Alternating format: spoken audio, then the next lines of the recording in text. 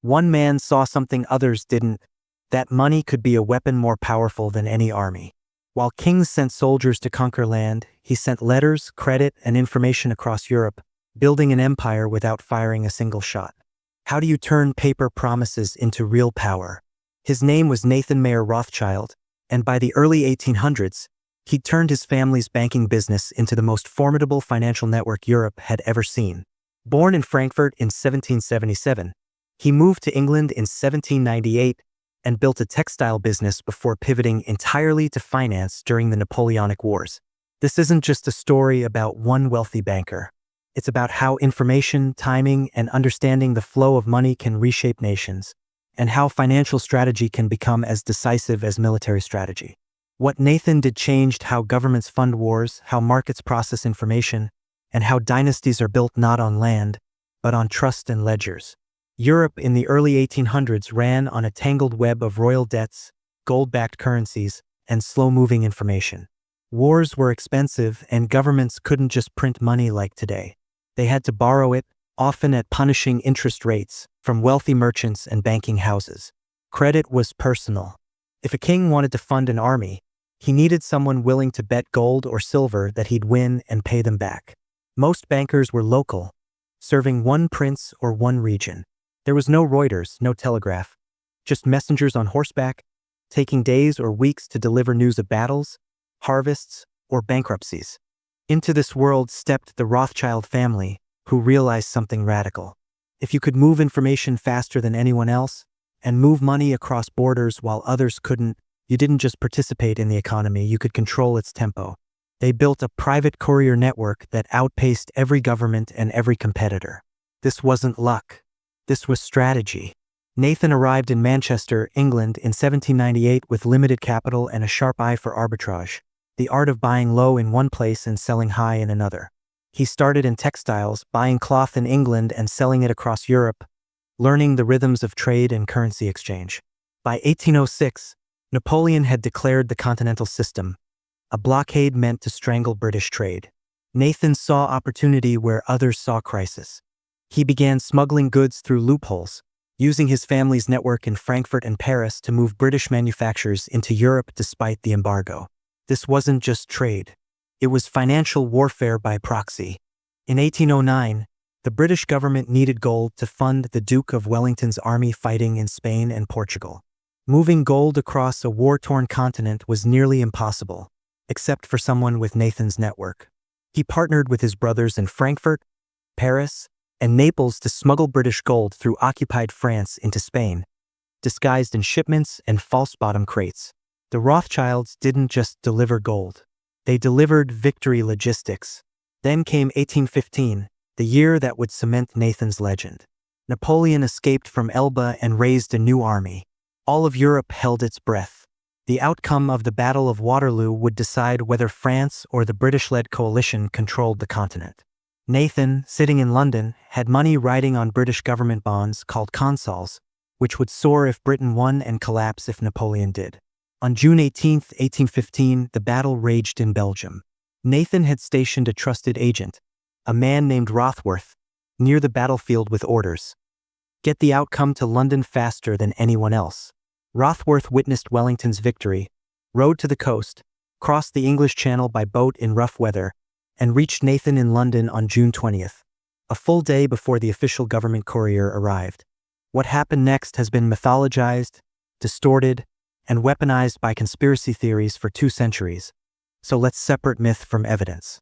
According to some later accounts, Nathan walked onto the floor of the London Stock Exchange, stone-faced, and began selling consols. Other traders panicked, assuming he'd received bad news, that Wellington had lost. Prices crashed. Then, the story goes, Nathan secretly bought up the bonds at rock-bottom prices before the truth arrived, making a fortune when prices rebounded. Here's what we know for certain. Nathan did have early information. He did trade heavily in the aftermath of Waterloo, and he did make significant profits. But the theatrical selling to trick the market scene? Modern historians, including Neil Ferguson, who accessed the Rothschild archives, found no evidence of such dramatic manipulation. What Nathan likely did was quietly position himself with accurate information while others flailed in uncertainty, a less dramatic but more sustainable form of advantage. The core facts are documented in British government records, Rothschild family correspondence, and financial ledgers archived in London and Frankfurt. Nathan's role in moving gold to Wellington's army is confirmed in British Treasury documents from 1809 to 1814. His early knowledge of Waterloo is supported by letters from the Rothschild courier network, preserved in the family archive. The claim that he crashed the market to profit first appeared in anti-Semitic pamphlets in the 1840s, decades after the event, often with no cited sources and clear political agendas. These pamphlets used the Waterloo story to paint Jewish bankers as manipulative puppet masters. What's verified by multiple sources? Nathan profited significantly from Waterloo-related trades, but through superior information and positioning, not theatrical market manipulation. The mythology grew because it fit a narrative people wanted to believe about hidden power, about markets being rigged, about outsiders controlling nations. Some historians argue Nathan's success was pure luck, being in the right place at the right time with the right network. Others emphasize his strategic genius, seeing information as the ultimate commodity before anyone else did. There's also debate about how much influence the Rothschilds actually had over governments. Some accounts portray them as kingmakers who could dictate terms to prime ministers. Others argue they were shrewd but ultimately dependent on state power and goodwill. They had wealth but not sovereignty. Nathan's financial strategies didn't just enrich his family. They changed the cost of war and the structure of government debt. By creating a liquid, cross-border market for government bonds, he made it easier for nations to borrow, which meant they could fight longer wars and build bigger armies. That's a double-edged legacy. For ordinary people, the Rothschild network brought more stability to currency exchange and trade finance, which helped merchants and manufacturers. But it also concentrated power in private hands, raising questions about accountability. When a banking house can move more gold than a treasury, who really governs? The family's success also made them targets. Anti-Semitic conspiracy theories flourished, painting them as shadowy controllers of nations. Myths that persist in various forms, even today.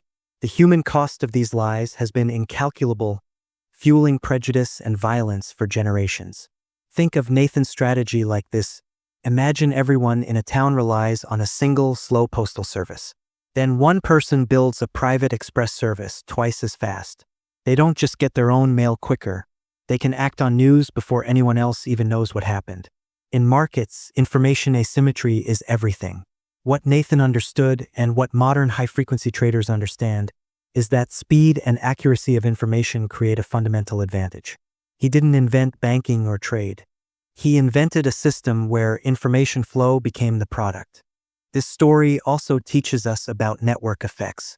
One branch of the family in London is useful.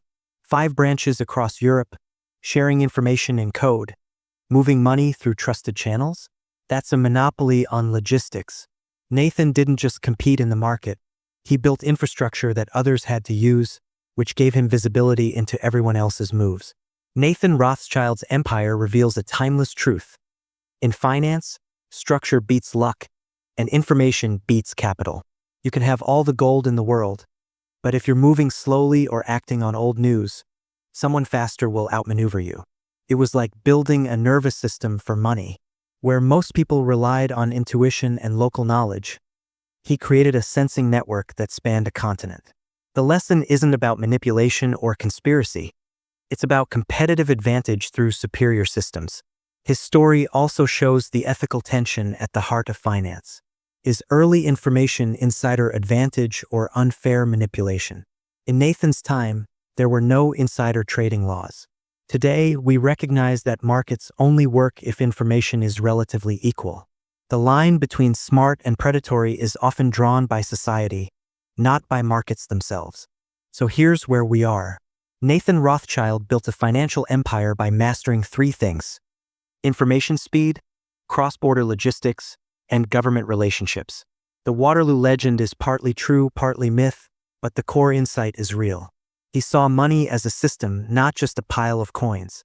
What we don't know. Every trade, every conversation, every moment of doubt or genius. History gives us the highlights, not the full film. But the pattern is clear enough to learn from. The Rothschild banking empire continued to grow throughout the 19th century, financing railways, mines, and governments across Europe. Nathan's sons and grandsons expanded into new industries and continents, adapting the family model to industrialization. The family's influence peaked in the mid-1800s and gradually declined as national central banks, corporate finance, and public markets diffused power away from private dynasties. By the 20th century, they were wealthy but no longer dominant. And perhaps most significantly, the myths around the Rothschilds, the conspiracy theories, the exaggerations, became more influential than the actual family, shaping public distrust of finance and fueling dangerous political movements. The story of what they did became less important than the story people told about them. Nathan Mayer Rothschild didn't conquer with armies. He conquered with ledgers, letters, and the understanding that information is the ultimate currency. His methods were legal, ruthlessly efficient, and far ahead of his time. But they also raised questions we still wrestle with. Who should control the flow of money, and how much power should private individuals hold over public fate? It's a question that echoes through every financial crisis, every market innovation, every moment when someone sees an advantage and decides whether to take it. The answer, like Nathan's legacy, remains complicated.